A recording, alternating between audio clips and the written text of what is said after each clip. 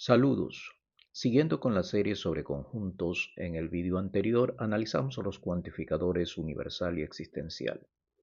Continuando con estos conceptos, veremos un ejercicio con el uso de cuantificadores, para luego aplicar los conocimientos adquiridos explicando conceptos de subconjunto, igualdad de conjuntos, conjuntos disjuntos y conjuntos intersecantes. Así que, empecemos.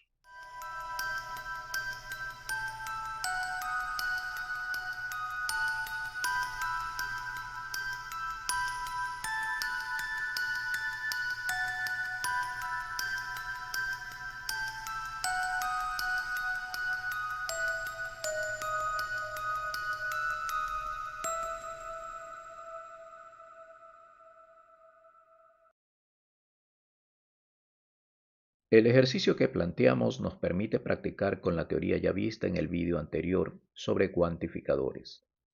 Se solicita negar una proposición que contiene un cuantificador existencial, lo que me permite pensar en la utilización de las leyes de Morgan sobre cuantificadores. Sin embargo, en ocasiones es mejor analizar la parte interna del cuantificador para probar la posibilidad de hacer la expresión más pequeña. En este caso, el predicado compuesto planteado contiene dentro de los corchetes a un condicional. Probemos utilizando la ley de la implicación, ya que con esta ley el antecedente se niega y precisamente tenemos una negación dentro del antecedente. Creamos entonces una doble negación, que por ley involutiva se elimina el operador de la negación, obteniendo una expresión más pequeña. Esta expresión, al tener los operadores de la conjunción y la disyunción, es similar a lo que ya vimos en el vídeo número 5 de lógica, donde se explicaron las propiedades de los operadores lógicos. En la ley de absorción, vemos dos estructuras con los operadores de la conjunción y la disyunción, que a primera vista parecería factible realizar en ellos la ley distributiva, pero eso conlleva que la primera expresión se transforme en la segunda y que la segunda se transforme en la primera, lo que no ayuda en la solución del problema. Pero observando las leyes de absorción tenemos una salida.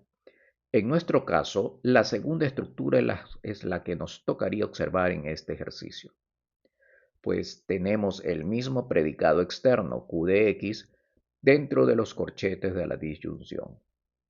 Por lo tanto, de acuerdo a lo que se indica en la ley de absorción, la negación del predicado P de X desaparece y únicamente nos queda el predicado Q de X, expresión mucho más sencilla que la original.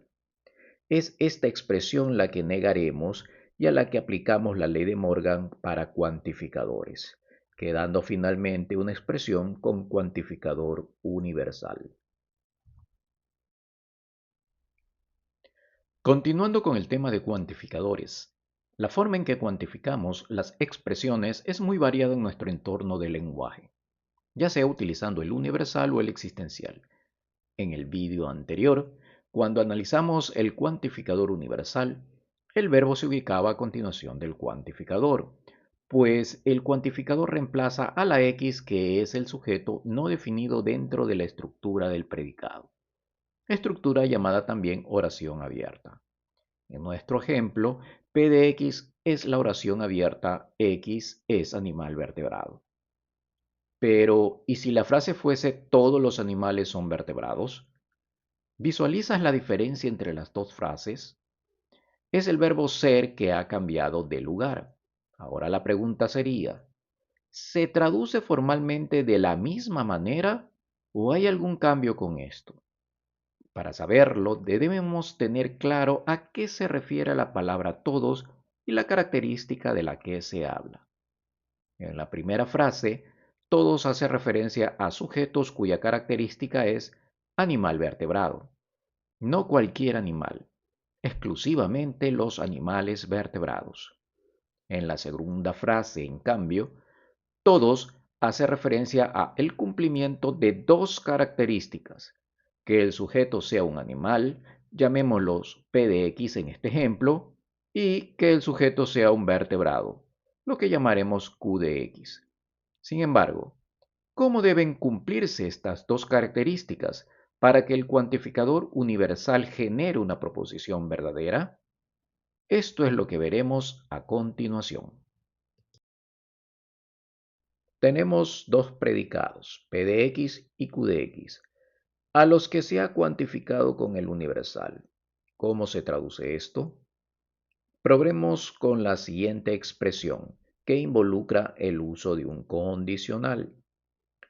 ¿Por qué se requiere un operador lógico?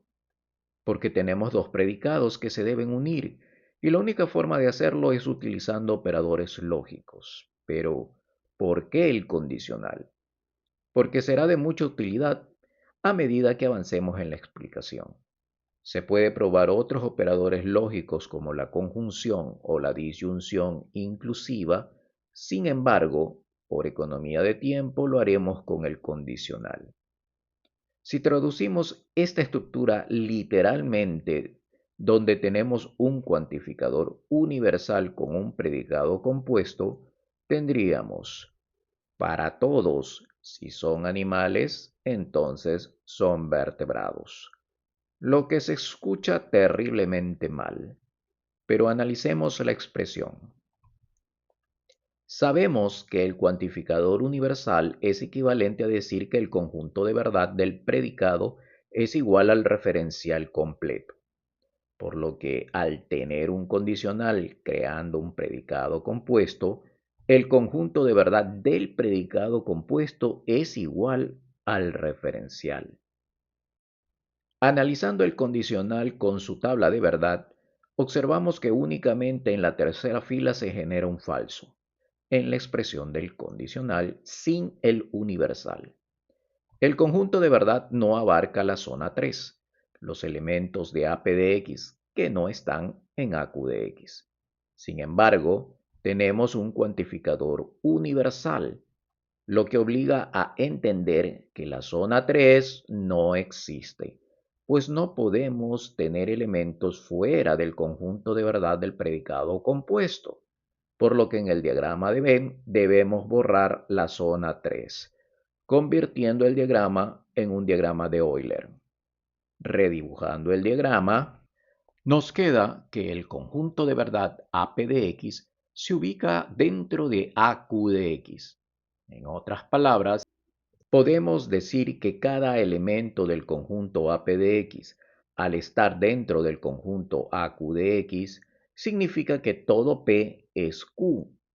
Entonces, la frase que teníamos, todos los animales son vertebrados, se traduce formalmente con el universal y el condicional. En general, el uso de los operadores lógicos como conectores de predicados, incluyendo el uso de cuantificadores, genera conceptos sobre conjuntos como son las relaciones que pueden existir entre dos conjuntos cualesquiera. Ahora bien, la frase todos los animales son vertebrados en el contexto de un referencial dado puede ser verdadera o falsa, como ya hemos dicho en varias ocasiones.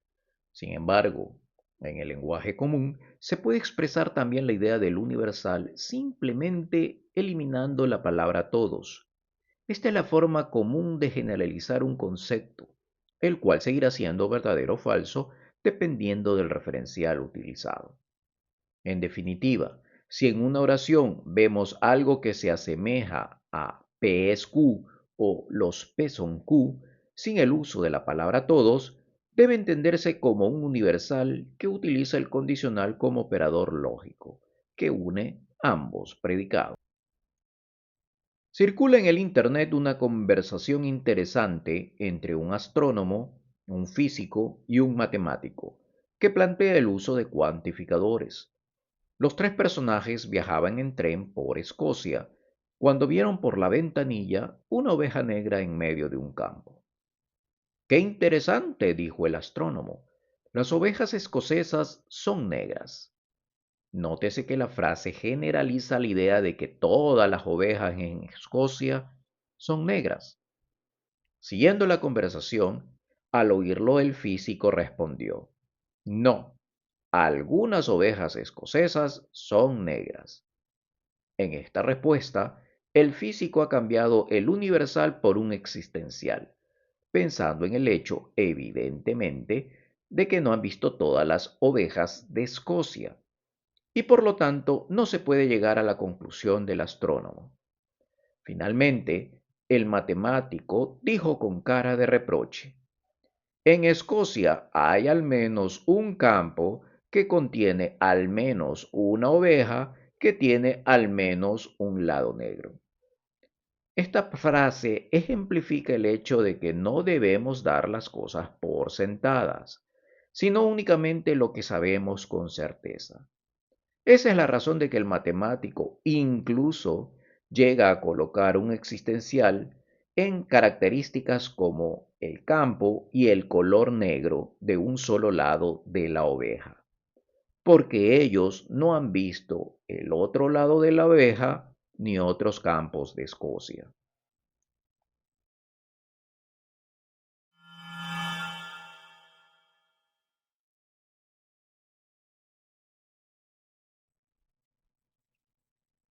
Veamos algunas relaciones que se pueden dar entre dos o más conjuntos.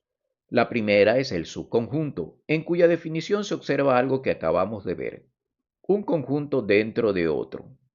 Por lo tanto, su definición matemática involucra el uso del cuantificador universal y el condicional. En otras palabras, decir que un conjunto A es subconjunto del conjunto B es equivalente a decir que todos los elementos del conjunto A se encuentran también en el conjunto B. Nótese un aspecto muy importante que en ocasiones pasa desapercibido. El símbolo de subconjunto tiene una raya horizontal en la parte inferior. Esto es como tener el símbolo que parece una C alargada a la que se le ha agregado el símbolo de la igualdad. Por lo tanto, el concepto de subconjunto incluye la posibilidad de que el conjunto A llegue a ser igual al conjunto B. Pero no hay que confundir conceptos. El usar un cuantificador universal no es lo mismo que dejar el predicado compuesto sin el cuantificador. En la expresión de la izquierda con cuantificador, está claro que nos referimos a que el conjunto A se encuentra dentro del conjunto B, y su diagrama así se lo debe de graficar. Pero en la expresión de la derecha, solo me está indicando los elementos que se deben considerar en un determinado problema. No se establece si hay o no elementos en la zona 3, por lo que no podemos abarcar con todo el referencial en el concepto. El uso de un condicional en conjuntos relacionado con la idea del subconjunto donde se utiliza el cuantificador universal nos permite analizar lo que pasa en cada uno de los siguientes casos. En el primero tenemos un condicional cuyo antecedente es falso. En los vídeos de lógica vimos que esta expresión es verdadera independientemente del valor de P. Pero, ¿cómo vemos un valor falso en conjuntos? La forma más sencilla es decir que X pertenece al conjunto vacío. Esto es imposible ya que el vacío no tiene elementos, por lo que si utilizamos esta idea en el condicional y como predicado P de X usamos X pertenece al conjunto A, el condicional será verdadero. Y si ahora añadimos un cuantificador universal, continuará siendo verdadero, pues ya se indicó que su valor de verdad es independiente de P de X. Esta estructura coincide con la definición de subconjunto, por lo que podemos decir que el conjunto vacío es subconjunto del conjunto A. En general, el vacío es subconjunto de cualquier conjunto. En el segundo condicional, tenemos lo que conocemos como la ley trivial, por lo tanto, siempre es verdadera. Ahora, si llevamos esto a conjuntos, podemos decir que si a la expresión le agregamos el cuantificador universal, se obtiene la definición de subconjunto, con lo que concluimos que un conjunto es subconjunto de sí mismo. En el tercer condicional, el consecuente es verdadero. Por lógica, nuevamente sabemos que esta expresión es verdadera independientemente del valor de P. Ahora, al igual que hicimos en el primero, debemos de crear una expresión que siempre sea verdadera en conjuntos. Para ello tenemos lo siguiente: decir que X pertenece al referencial es una expresión abierta y en teoría no tiene valor de verdad fijo, pero realmente nunca será falsa, porque el referencial abarca con todos los elementos. No hay elementos fuera del referencial. Esta expresión, por tanto, siempre será verdadera. Con esto en mente generamos nuestra expresión con conjuntos que sabemos que es verdadera. Y si le agregamos el cuantificador universal para que nos quede la definición de subconjunto, obtenemos que el conjunto A es subconjunto del referencial. Lo que es lógico, ya que, si así no fuera, habrían elementos de A fuera del referencial, lo que no es posible. Un concepto similar al anterior es el subconjunto propio, pero cuyo símbolo no tiene la raya horizontal que había en subconjunto. Y esto es así porque la definición prohíbe que el conjunto interno llegue a ser igual que el conjunto externo. Si vemos la definición matemática, observamos el concepto de subconjunto visto anteriormente, pero indicando que en sentido contrario no se da el subconjunto. A dentro de B, pero B no puede estar dentro de A. Si analizamos esta idea con dos expresiones de subconjuntos, podemos reemplazar la expresión en verde con su concepto respectivo y a esta expresión le aplicamos la ley de Morgan sobre la negación de un cuantificador universal, quedando el existencial de la negación. A su vez, la negación del condicional genera una conjunción, expresión ya vista en los vídeos de lógica. Y con esta expresión tenemos otra forma de definir a un subconjunto propio. El conjunto A dentro del conjunto B, pero hay elementos de B que no están en A, lo que reafirma el hecho de que al menos un elemento del conjunto B tiene que estar fuera del conjunto A. En general tenemos entonces estos dos conceptos, expresados con simbología parecida. Si vemos esto por el lado de la cardinalidad de los conjuntos, para subconjunto el número de elementos de A es menor o igual al número de elementos que hay en B. Por otra parte, en subconjunto propio, el tamaño de A será obligatoriamente menor que el tamaño de B, nunca igual al tamaño de B. Veamos ahora la relación entre conjuntos denominada igualdad. Como su nombre lo indica, una igualdad de conjuntos se produce cuando los dos conjuntos tienen exactamente los mismos elementos, lo que involucra que tengan el mismo tamaño o cardinalidad también. Matemáticamente se expresa como la conjunción del concepto de subconjunto en ambos sentidos. ¿Pero por qué se escogió así? Si recordamos el concepto de subconjunto, cabía la posibilidad de que el conjunto interno sea tan grande como el externo. Si aplicamos el concepto en sentido contrario, haciendo que el que era externo sea subconjunto del que era interno, la conjunción nos dará únicamente un caso en que las dos aplicaciones de subconjuntos coinciden, cuando los dos tengan los mismos elementos. Ahora bien, esta definición matemática utilizando conceptos de conjuntos la podemos transformar a sus respectivas definiciones con operadores lógicos, creando la conjunción de dos expresiones con universales.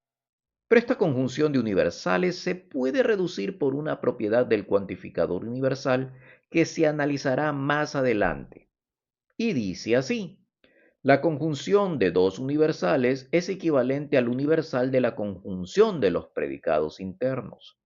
Esto me permite seguir reduciendo la expresión lógica interna, pues la conjunción que se visualiza es precisamente el bicondicional de los predicados. Y esto nos sirve para analizar mejor cómo se puede interpretar gráficamente la igualdad entre conjuntos.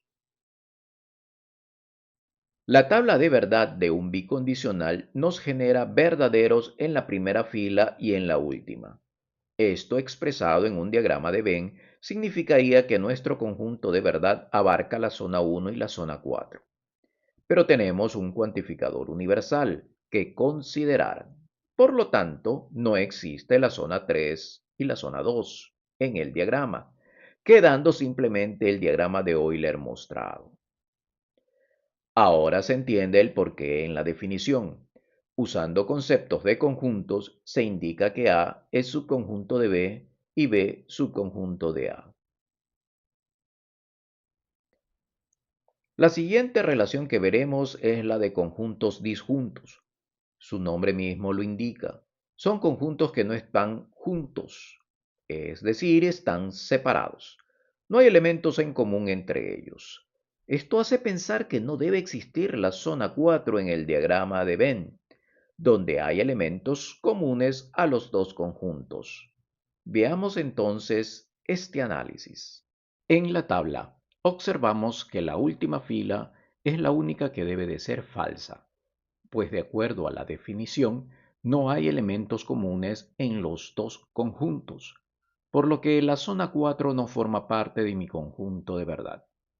La expresión lógica sería: no es cierto que X pertenece al conjunto A y al conjunto B, como se indica en la tabla, pero debemos asegurarnos que no existe la zona 4, o si no, no podemos asegurar que sean conjuntos disjuntos. Esto lo logramos colocando en un cuantificador universal en la expresión lógica, lo que elimina la zona 4, quedando entonces los conjuntos separados en un diagrama de Euler. Además, esta expresión con el cuantificador universal la podemos transformar, ya que se observa una negación del predicado. Entonces, de lo ya visto en vídeos anteriores sobre leyes de Morgan en cuantificadores, podemos convertir el universal en la negación del existencial, con lo que obtenemos otra forma de definir dos conjuntos disjuntos, y es: no existen elementos que pertenezcan a A y a B al mismo tiempo. También podemos analizar un poco más el cuantificador universal, ya que la negación del predicado compuesto también puede ingresar dentro de los corchetes usando la ley de Morgan en la conjunción. Es decir, tendríamos el universal de la disyunción de dos negaciones. Esta estructura se puede reconstruir nuevamente usando la ley de implicación, obteniendo un condicional. Es muy importante en este punto insistir que en esta serie de vídeos se asume que se ha visto y se entiende plenamente la teoría de lógica vista en la serie de vídeos que trata ese tema. Volviendo al tema en cuestión, el último condicional se puede transformar en el concepto de subconjunto debido a la presencia del universal. Finalmente, tenemos que en conjuntos disjuntos, el conjunto A es subconjunto del complemento de B. Y esto es lógico, ya que si A está completamente fuera de B, estará obligatoriamente dentro del complemento de B. La siguiente relación es una consecuencia de la anterior. Si la anterior vimos los conjuntos disjuntos, ahora veremos los conjuntos intersecantes. El concepto básicamente consiste en indicar que dos conjuntos tienen al menos un elemento en común. En otras palabras, existe la zona 4 en el diagrama de Venn. Entonces, sabemos exactamente el valor de verdad que tiene la fila 4 de la tabla. En el diagrama de Venn, la zona 4 debe estar obligatoriamente. Eso sí, no sabemos qué valores tendrán el resto de las filas. Es decir, puede que existan o no el resto de zonas. Pero de lo único que estamos seguros es que la zona 4 debe existir. Y justamente en la palabra existir está la clave para la definición. Los conjuntos son intersecantes si existen elementos que pertenezcan tanto al conjunto A como al conjunto B al mismo tiempo, empleando para esta definición la conjunción de las pertenencias. Y hasta aquí el vídeo de hoy. En el siguiente vídeo continuaremos analizando conceptos de la teoría de conjuntos, como lo que significa el llamado conjunto potencia. Hasta la próxima.